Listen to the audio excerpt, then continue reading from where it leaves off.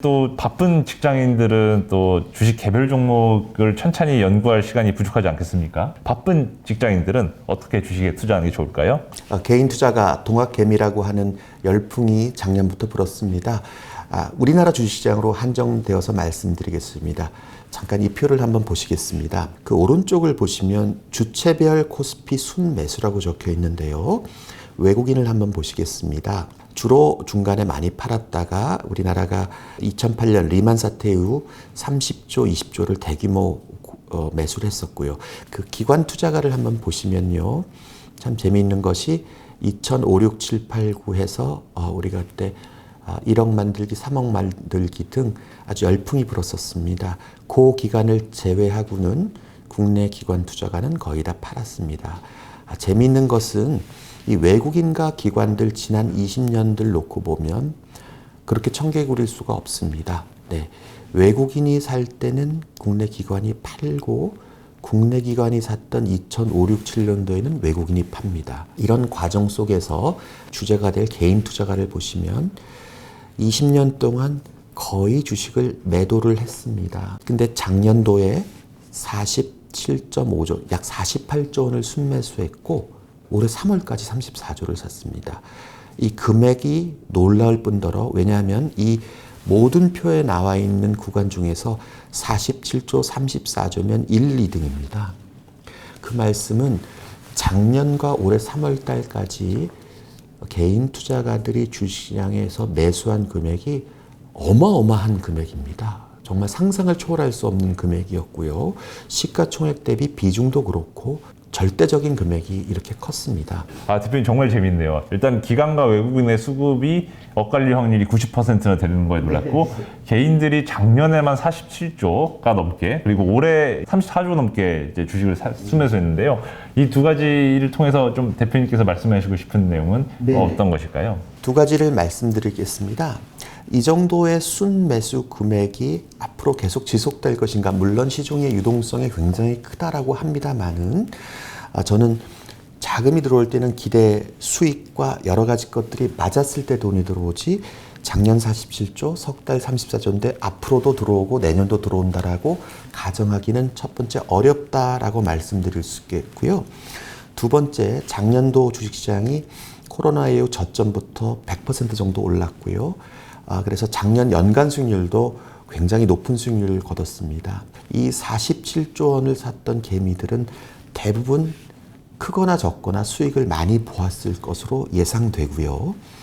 올해 들어왔던 34조 원의 개인 투자가를 돌이켜보면 과연 수익을 보았을까 쉽지 않을 것 같습니다. 작년 같은 해는 굉장히 드문 해였고 앞으로 내년, 내후년 언제일지 모르지만 다시 그런 식의 상승과 폭발적인 시장의 수익률을 거두는 장은 상당 기간 안 올 수도 있다. 왜 그런가 하면 저희가 지난 20년을 놓고 보아서 구간 강세장이 있지만 작년같이 전 섹터로 전체로 오르는 것은 코로나로 인한 하락 때문에 반대급부가 왔었던 것입니다. 그래서 제가 개인 투자가들에게 드리고 싶은 말씀은 올해는 굉장히 쉽지 않은 회의고 작년 같은 경우에는 예를 들면 10개 종목 중에서 9개 종목이 상승한다라고 하면 지금은 10개 종목 중에서 5개가 상승한다. 그럼 5개면은 홀짝인 거죠. 오를 수도 있고 빠질 수도 있는 겁니다. 그래서 개별 종목 선택이 굉장히 쉽지 않기 때문에 직접 투자를 하려고 그러면 굉장한 시간과 연구를 하셔야 되고요. 그렇지 않다면 양호한 성과를 가진 펀드를 투자하는 것이 조금 더 확률을 높일 수 있지 않을까. 즉 개인 투자가들이 직접 투자를 100을 했다라고 그러면 6대4, 7대3으로 펀드를 조금 비중을 생각해 보시는 것. 그리고 이제 투자를 검토하신다라고 하면은 펀드로 투자를 하는 것이 조금 좋을 듯합니다. 대표님께서도 예전에 스타 매니저로서 이제 활동하시던 시절부터 다양한 고객분들을 이제 만나셨을 텐데요. 부자가 될 만한 그런 고객분들이 가진 공통점 무엇이라고 보시나요? 네. 저는 소신하고 유연함을 좀 가져야 된다라고 생각하는데요. 소신의 반대말이 뭐냐 하면은 고집이 됩니다. 예. 굉장히 고집스러운 사람들, 투자가들 혹은 운용력들이 있습니다. 근데 그 고집이라고 하는 것이 이 시장을 이기겠다, 내가 맞았어, 이제 이렇게 되는 경우인데요. 소신은 있어야 됩니다. 그런데 자기의 소신을 꺾을 줄 아는 유연함이 있어야 되고요. 근데 그러면 그 유연함에 또 유사하지만 나쁜 의미는 우유부단함입니다. 그래서 저는 이제 소신과 유연함이 짝이 지어지는 것이 굉장히 중요한데요. 투자자로 말씀드린다고 하면은 소신이 있습니다. 그래서 나는 미국이 좋아, 중국이 좋아, 뭐 이렇게 얘기를 해보고 난 삼성전자가 좋아 이렇게 얘기해 보면 그런 것들을 잘 받아들일 수가 있고, 또 근데 이제 그분들끼리 유연함이 있습니다.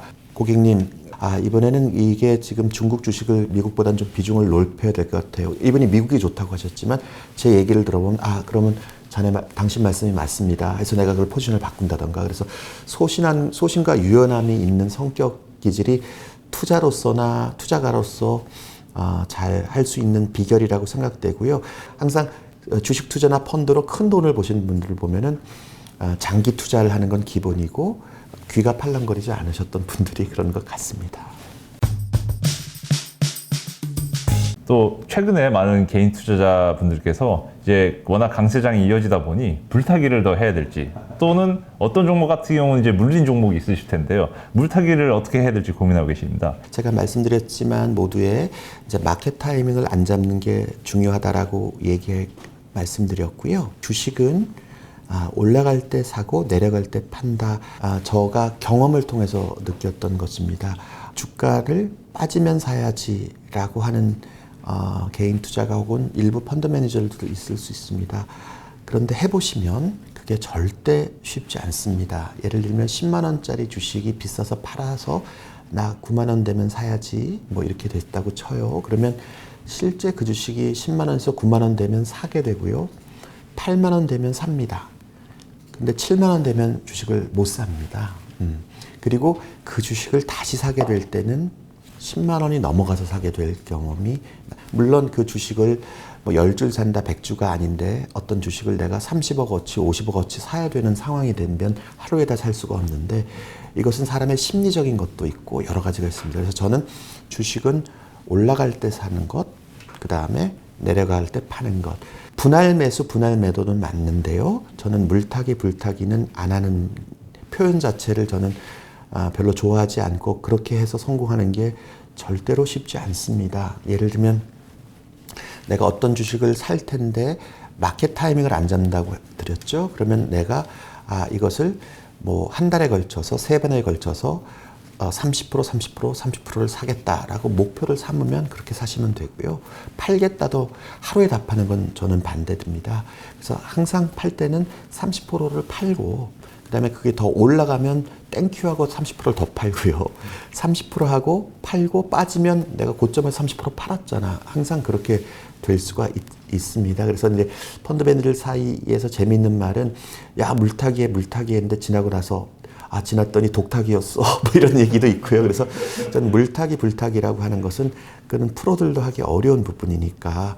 그래서 다만 개인들은 펀드 매니저와 달리 자금의 한계가 있고 또 시간의 인내가 있습니다. 그래서 마켓 타이밍을 살 때는 마켓 타이밍을 안 잡지만 손실폭에 대해서는 본인들이 어떻게 리밋을 가지는 것이 50%가 물려서 손도 못 쓰는 경우를 막지 않겠는가. 그래서 개인들이 나누어서 3번 사되 이동 평균 단가가 확정되면 그로부터 개인들이 예를 들면 뭐 하루 상한가가 30%니까요. 자기가 한 20% 되면 무조건 절반을 던다라든가 어떤 그런 매도에 대한 생각을 하지 않으면 50%, 70% 물려서 이거 어떻게 해? 뭐 이렇게 되는 경우가 너무 많기 때문에 그런 것들은 조금 조언해드리고 싶습니다. 예, 처음부터 이제 목표 익절가를 설정을 하고 분할 매도를 통한 이제 부분 차익 실현을 또 추천해 주셨습니다.